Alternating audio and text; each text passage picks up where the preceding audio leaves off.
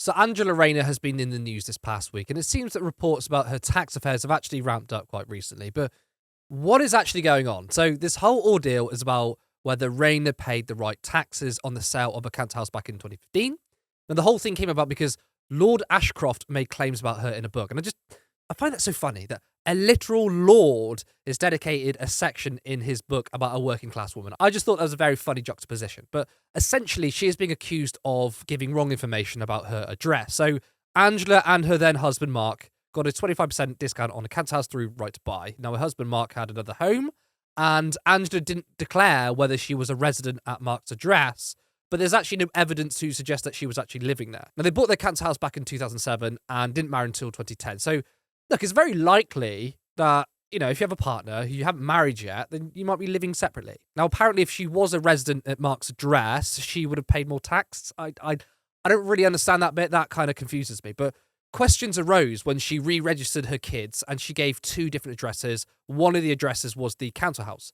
So that's the whole scandal, if you can really call it that. Now, the reason why I'm talking about this is because this whole discussion, I find it very farcical, right? Rayner isn't someone who I massively truck with. I think she's okay, but she's not some socialist stalwart, let's put it that way. So I'm not being biased here. I'm not downplaying this because she's one of mine. Look, I don't play like that, okay?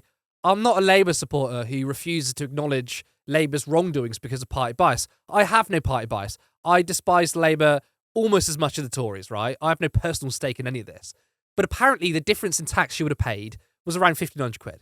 And I think, okay, sure, if you're knowingly dodging taxes, you shouldn't.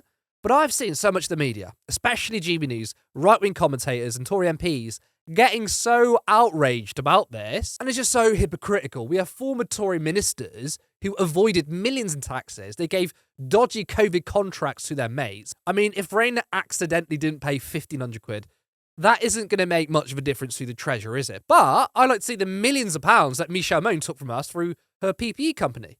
That would be nice, wouldn't it? £200 million to be exact. What about Nadeem Tahawi, who didn't pay millions in taxes? This guy is uber wealthy. He didn't even apologise at the time. Our Chancellor, Jeremy Hunt, was asked quite recently how many houses he has, and he refused to answer because clearly he has loads and he's just an out-of-touch elitist. What about our Prime Minister, right? Rishi Sunak's family potentially avoided tens of millions in taxes. So if you look at the bigger picture, what you have is the Tory party run by multi-millionaires. Rishi Sunak's family is worth billions. Some of the party have gotten away with avoiding millions of pounds in taxes. Oh, but they're outraged at a working class woman who may or may not have paid a couple of grand. Now, it's far more likely that if Rayner didn't pay the correct amount of tax, then it was an accident because, let's be honest, the amount was tiny.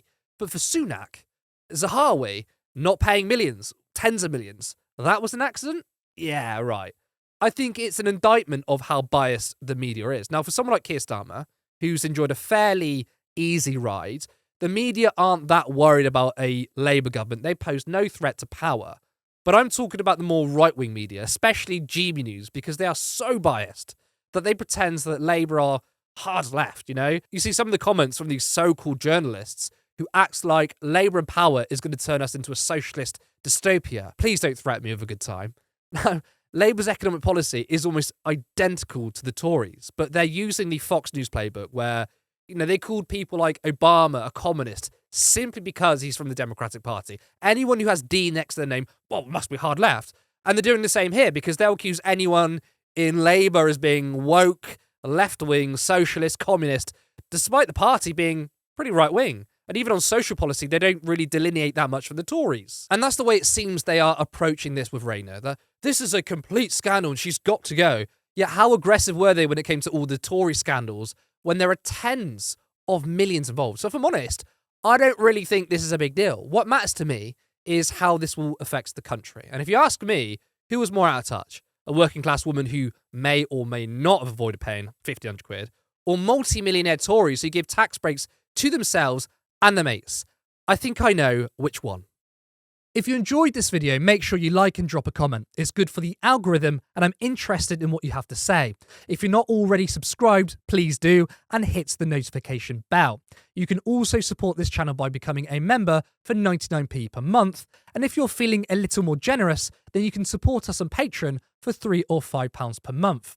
This channel for a while has been uploading every single day, and it's quite a lot of work that is still voluntary and scheduled around my paid work. But I have so much ambition, expect in the future to see more variety in content, such as interviews and Vox Pops. But I want this to be a fully fledged media organisation where not only is this my full-time job, but to have multiple people working for Turn Left.